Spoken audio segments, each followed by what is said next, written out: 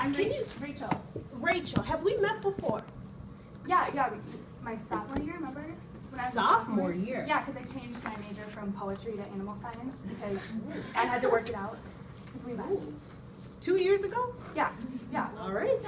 Well, what can I do for you? Okay, well, I am graduating next semester, so I graduate in May. Awesome. Next semester, and so I just wanted to make sure that I was on the right track. Okay. Everything's fine. I can do that for you. How long did you think you had before you were going to graduate? Just next semester, because I graduate next semester because it's May. Yeah. Next semester. Oh, no. No.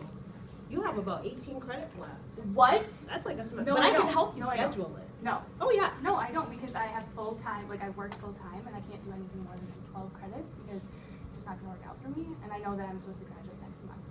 We talked about it. Well, I can't help you. This is the first time you're seeing me in 2 years? And you want me to change your whole schedule now? This is crap. I go to this institution and I don't get any help and it's just not fair.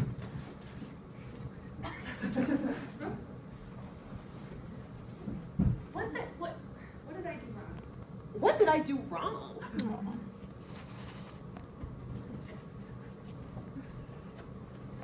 I don't know. Can anyone tell me what happened? What happened? What went wrong there? What went wrong? Yeah. Not rhetorical anymore. What went wrong? You Kelly. haven't seen your advisor in 2 years. Right, so on mine. Yeah. You assumed that since it was going to be your spring semester of your 4th year, that meant you were going to be graduating. Yep. There was no accountability to keep that relationship connected throughout your 4 years. Sure. Yeah. You got mad at her for not seeing her? After seeing you? Yeah.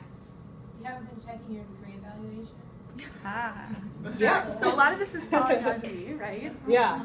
How about Well, how about me? How about anything else? What did I do wrong? Yeah. There was a lot of blaming going on there, like blaming for maybe something that was your personal responsibility. As a professional leader, you were blaming the student for maybe not having resources. Yeah. Maybe you weren't prepared for the meeting because Sure. you were like, who are you? Yep. The way you reacted right away was just like, oh no. So they just all of a sudden go into panic mode. So Yep. I think that's, yeah. And maybe do one more. Me? Oh, good. I think that possibly 2 years ago when you know her, there might not have been a clear understanding of, okay, you just changed your major. This is what you're going to have to do in order to graduate in your ideal 4 years. If that plan wasn't established 2 years ago, she might have this misconception of, oh, I changed it, but I could still graduate in 4. Awesome. Yes, so my name is Crystal, I'm Carly. and we're going to talk to you guys about academic advising. And before we move into why academic advising helps and matters, I've got to show you this picture because we found it and we thought it was funny. So we share that as we did a skit about how sometimes interactions cannot be so positive.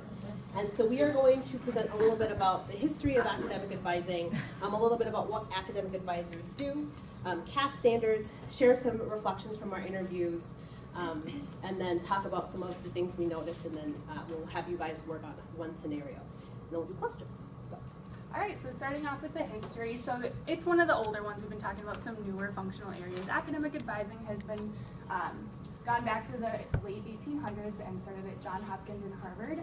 And like a lot of student affairs functional areas, it kind of was a reaction to a need. Like all of a sudden, it started off with faculty just having that role, and all of a sudden there were too many students. They needed to focus on teaching, research, whatever it may be. So, oh crap, we need to create this department. Academic advising is formed. So historically, the academic advisors really focus on student retention and success. So when it comes to, are we graduating students in 4 years? Are we getting them out on time? That falls on the shoulders of the academic advisors. And then obviously they work on their caseloads. And then NACADA was established back in 1979. We've already talked about, the conference is happening right now this weekend in Minneapolis, the annual one. So that just gives you a brief history of academic advising. Cool. So what academic advisors do? So one of their main purposes is to really help students connect with their campus communities.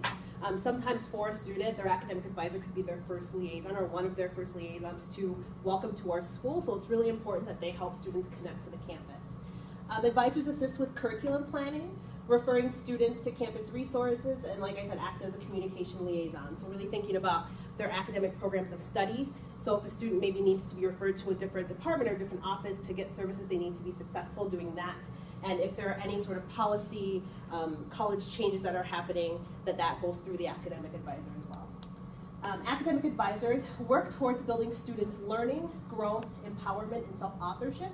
So really thinking about, especially the last two, empowerment and self-authorship, so thinking about how can we help students become self-advocates so that instead of maybe coming to us all the time, they can be going and seeking out resources they need on their own. Academic advising looks different at each institution. So depending on the institution's curriculum, the populations of students who go to the school, and the policies, those things can really dictate how academic advising operates and functions, and we're going to talk a little bit about that specifically when we go into our interview reflections. And as we were doing research, we kind of stumbled upon different approaches or different theories behind academic advising.